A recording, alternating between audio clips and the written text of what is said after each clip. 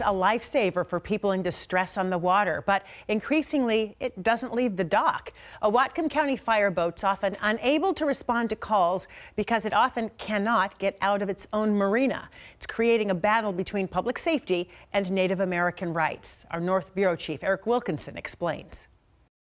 This is Marine 56, the fireboat for Whatcom County Fire District 17. It sits tied up today, and it stays that way most of the time. Prospect radio check on fire 2. When Chief Jim Petrie climbs aboard his fireboat, he experiences the little boat that couldn't. If there was an emergency, could you take this boat out? No, sir.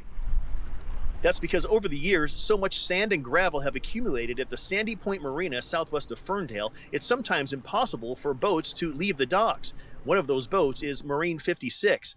So far this year, there have already been 5 distress calls for water rescues Petrie's crews have not been able to respond to. He ends up diverting those calls to the Coast Guard or Bellingham Fire, wasting precious time. We're in the business of saving lives, and so it's frustrating when we do get dispatched to those type of calls and there's nothing we can do.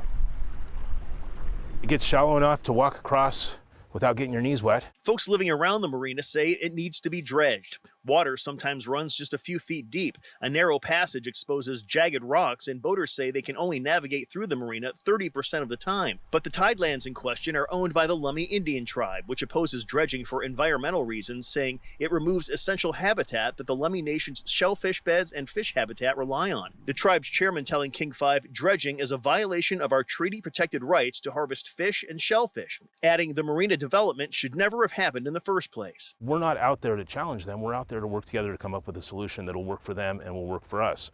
However, the point we're at now, it's a bit of an impasse. Chief Petrie agrees, hoping the tide turns before someone is hurt or killed. It's just going to be a matter of time. Chief Petrie says if a solution isn't reached soon, this boat may be taken out of service altogether. In western Whatcom County, Eric Wilkinson, King 5 News.